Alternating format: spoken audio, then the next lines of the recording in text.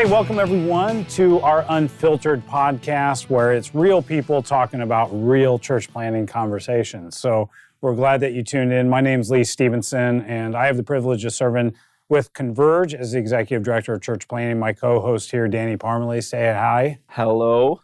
Danny helps us kind of move church planting forward in our Mid-America region of the country. And glad to be with you today. We're excited for our conversation. We're going to be talking about website and church-specific websites, and there is an art to it, and there are certain specific things that you want to include and not do. And we have with us, I would call him the guru or the genie of church websites. So Ryan Immenecker, and Ryan also serves as our Executive Director of Communications and Marketing for Converge as well, but he's been in the marketplace world, in the market, doing marketing and website development for years prior to even moving into this role, and has done a lot of work with local church and church planting as well. And so glad to have you, Ryan. Thanks. Good to be here. Yeah. Let's begin to talk a little bit. I mean, I'm assuming if people are tuning in to a podcast, they understand the importance of a church needs a website. But there's a lot more involved when it comes to that. Talk to us a little bit about when you're getting in the beginning works of trying to decipher what a website should be and what makes a strong website. What are the first things that a pastor planter needs to be thinking through when it comes to this side of communication? Yeah, I think obviously websites extremely important. I think really the most important thing is to remember that website really is a front door to people hearing about your church.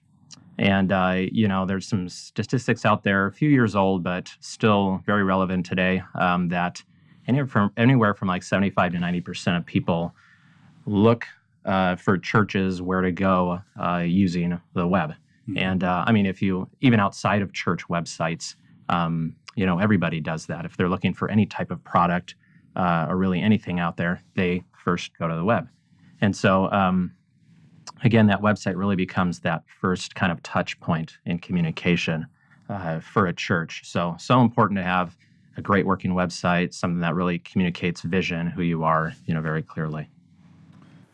I think one of the things I'm sure, Danny, you can speak to this as well, that as you go and visit different churches and their websites, there seems to be a variety of target audience that churches either try to cater to or don't even define in the way that they develop a website. What's your perspective when it comes to, should a church have a target audience? And if so, what do you think that target audience should be to make a good website?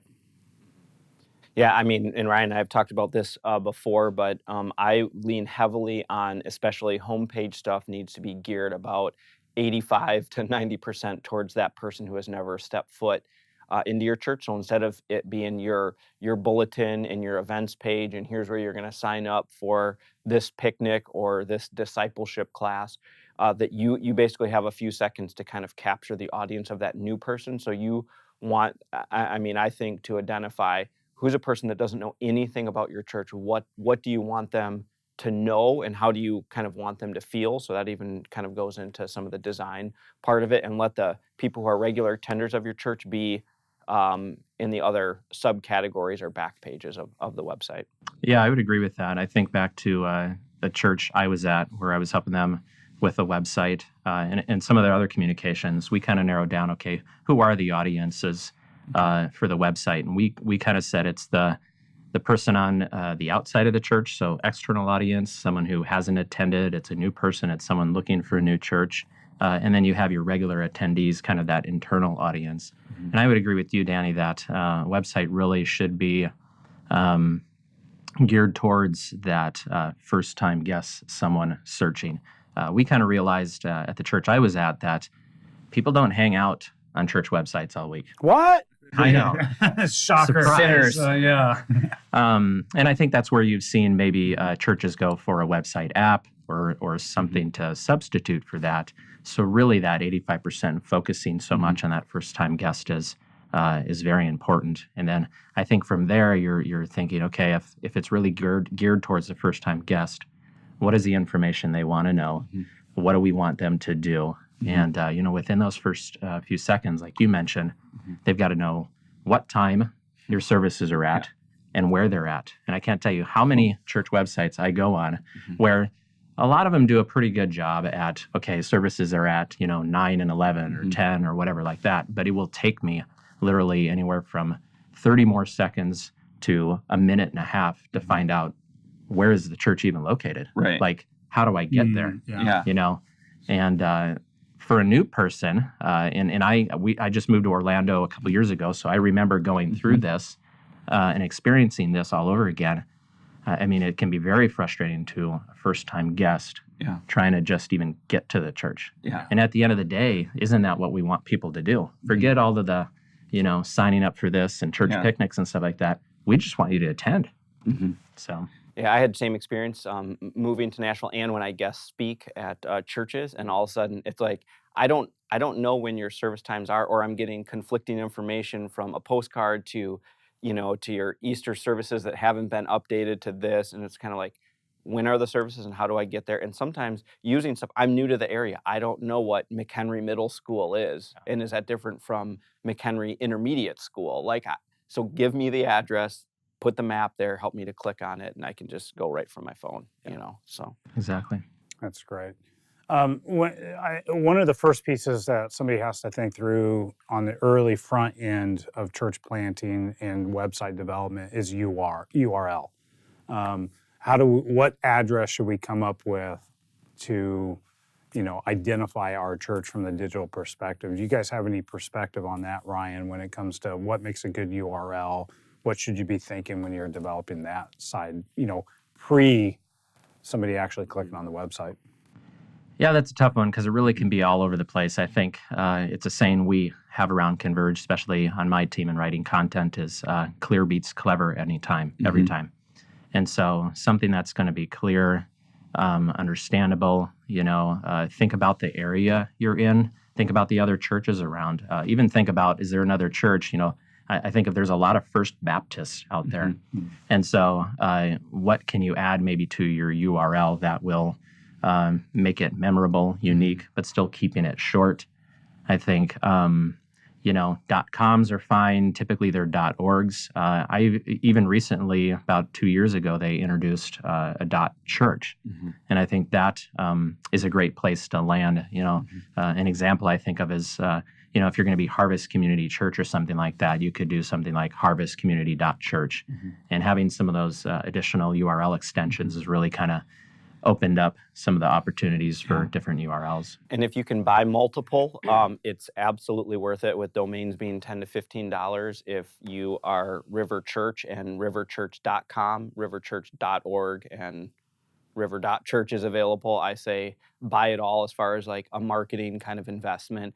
It can be worth it, and especially if you're testing different things. So I'm a little more leery of some of the .churches because it's not recognizable. So for a non-Christian, they're pretty much used to .com and .org. .net and .biz is kind of like someone already bought up all the good ones. There's nothing left. So one of my big things is to think audibly. So because people will hear the website. So that's where, again, with the creativity and clever, do not use dashes, do not use numbers that are also, so like to, like come to church. Is that TOO, TWO, TO, like what are you talking about here? And that can just get really confusing and that. So, and I also say short as possible because it does come into design later on as well too. If you have a really, really long one, like, whatever, the Branch Church, Nashville, Tennessee, and it's like now you're trying to design with that, you've got basically an entire sentence that you're trying to balance out. So if you can go shorter, that's good. Yeah, and I would also say buy all the URL versions, don't necessarily use all the URL versions. Right. I think every time, there's a new campaign or a new this in the church or a new idea or student ministries or whatever, let's go buy a new URL and use it. I would select a URL, buy all the different versions, but just have it be, whatever.org / and then, student ministries and those kind of things, and just keep it simple. It can get very confusing if you have all these URLs and you're sending people here and there, and, then there's the cost on top of that. Yeah. And then it's a branding thing, keep people on your website. Don't be taking them, to a different site, different URLs and different sites, and then you're having to manage even potentially 18 different sites because all the URLs and that, it can just get very complicated. That's great. Well, Ryan, talk to us a little bit. What are must-haves? Like when you're developing a website, what are the things that a church has to have on the website? Yeah, I think it goes back again to audience. So too many times we think of what does the church need on its website, and it's more what does the audience need on the church website. So I think thinking through that lens, and again, going back to the two audiences, if you think of the newcomer, they need to be able to attend a Sunday. So you've got to have information that will get them to your church. And so that, again, is simple things like location, service time. Sometimes churches you'll have, what to expect. So it kind of tells what the atmosphere, those kind of things. Have some visuals to go along with that. Hire a professional photographer to come and take some great pictures of your church. It shows real people. So people, and it shows, hey, what are the people like? They can start to see maybe themselves in that atmosphere. Versus that using kind of just thing. stock photos. Using stock photos. I mean, at the end of the day, if you have to use stock photos, there's really nothing wrong with that. But if you can spend the money and really make an investment in photography, you definitely want to do that. I think you've got to have, obviously, a giving section on there. Make sure it works great. That's important. Okay, let me pause there. What do you mean by that? When you say make sure it works great, are there giving platforms that don't versus ones that do? And what do you mean by that? I would say so.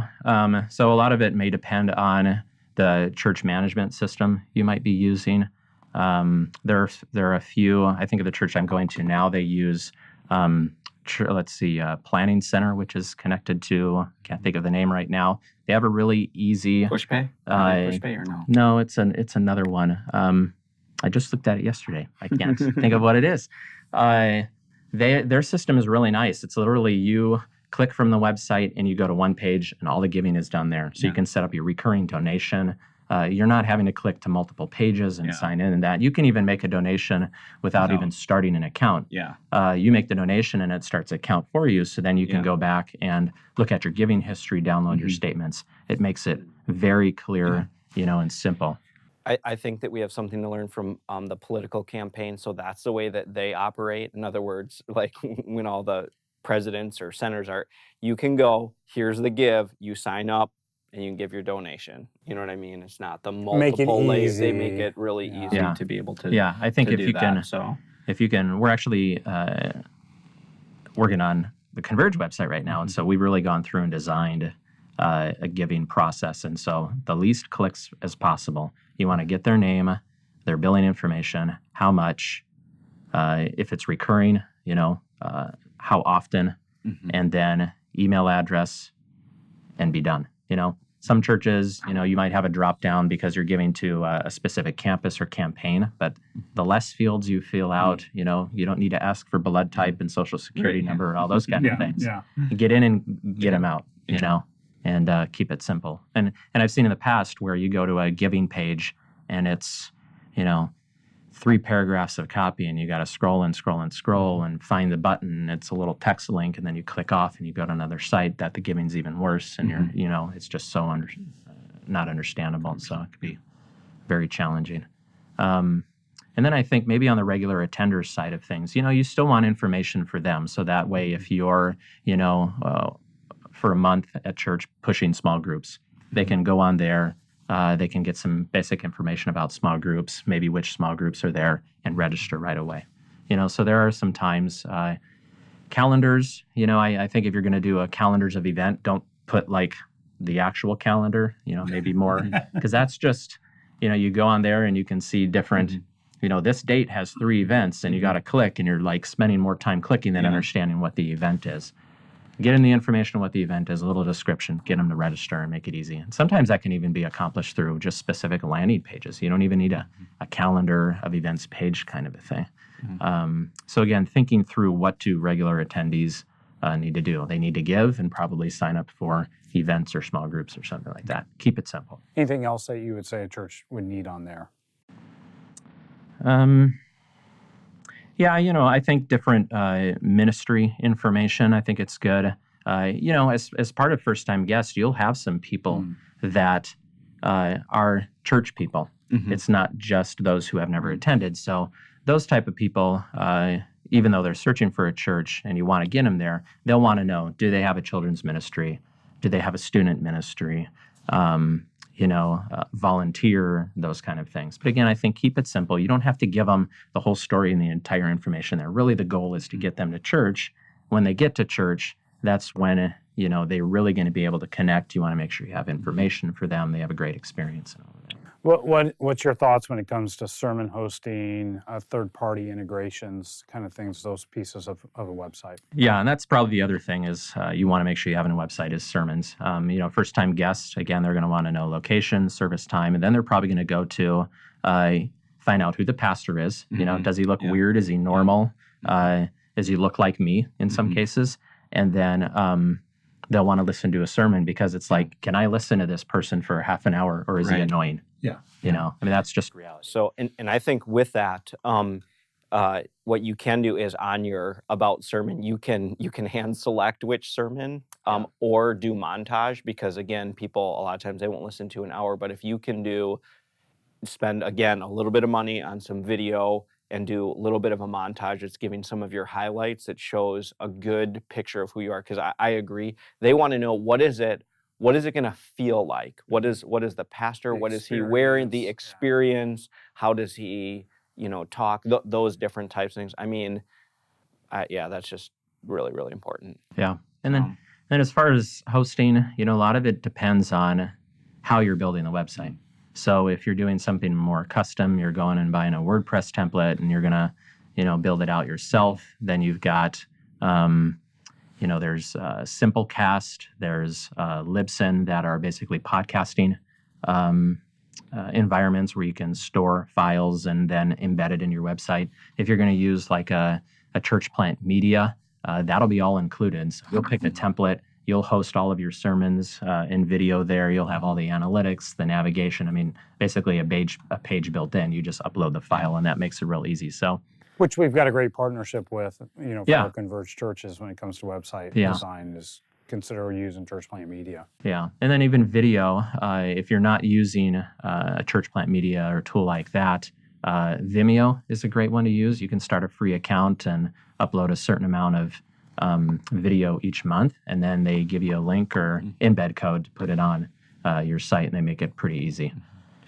How much, so for those that are listening, maybe they're just kind of starting out, how much do websites cost? Give some different costs. I know you can go different directions with that, but give me kind of like, hey, I'm going to just buy a WordPress template and domain, to I'm going to use one of these kind of plug and play, to I'm just going to go hire a marketing company to build me a website. How much might they ask? So yeah, we'll start with like a church plant media where they focus on building church websites. So they're going to give you, again, an option of templates and the content management system behind it, basically everything. And what's content management? Content management is basically an administrative tool. So you would log in and that's where all of your pages live, and you can go in there and basically change content. So content being, words on the screen, images, video, all of that.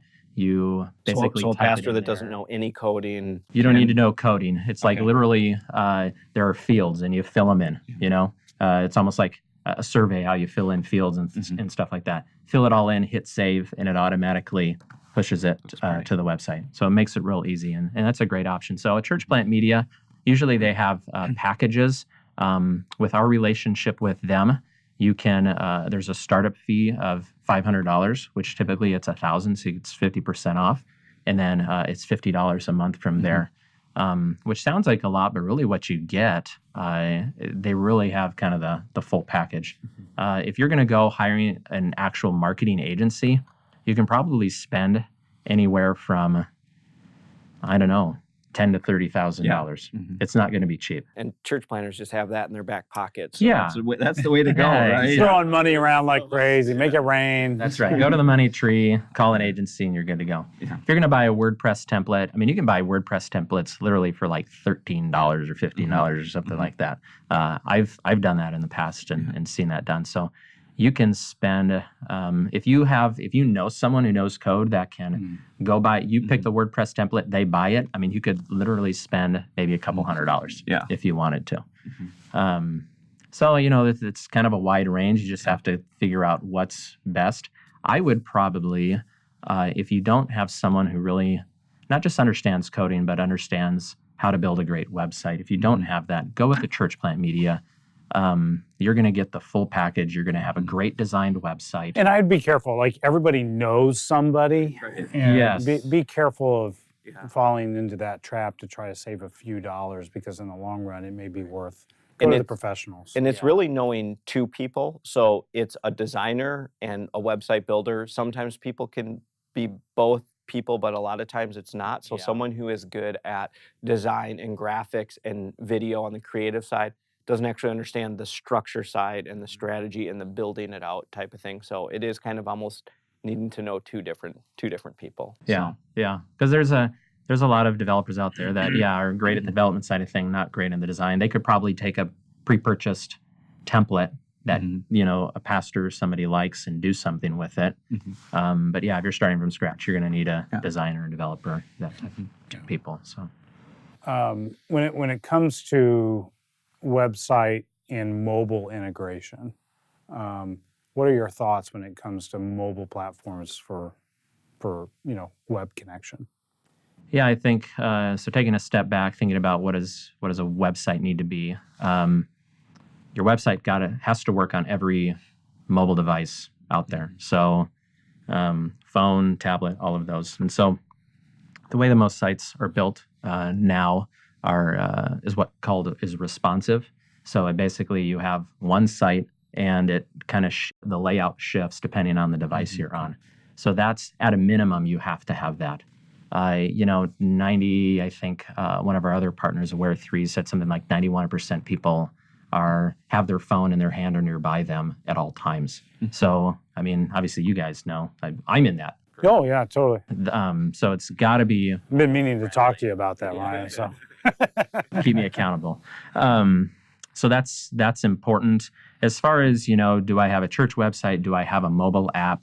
I kind of go back and forth with this one a little bit. There are a lot of great apps out there that will include a lot of what we have been talking about.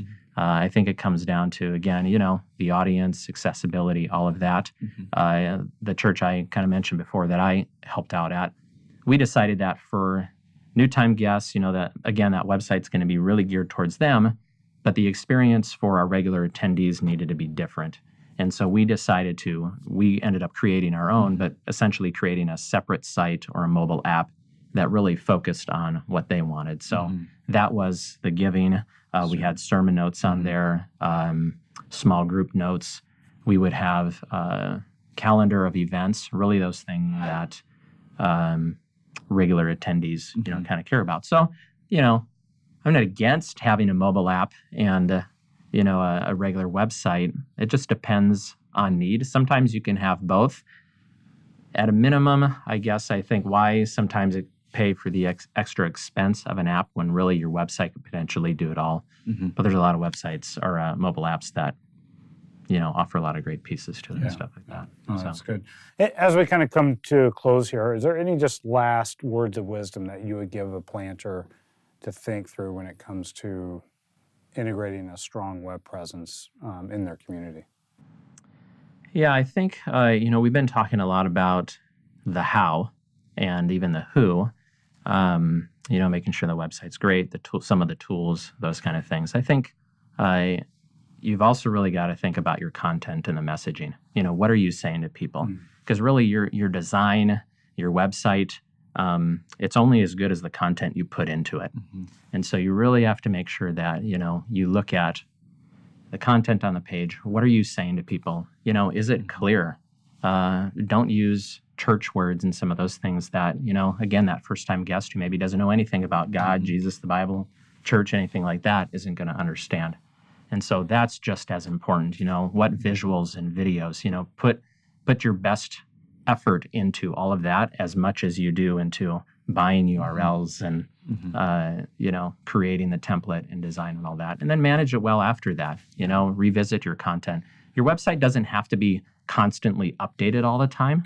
It just has to, I would say, have that consistency, talk about your vision, your mission, your message, you know, and talk to people. This website is for them. It's not really for you in the end. Yes, it's a tool to help you connect with people, but it's really for them. And again,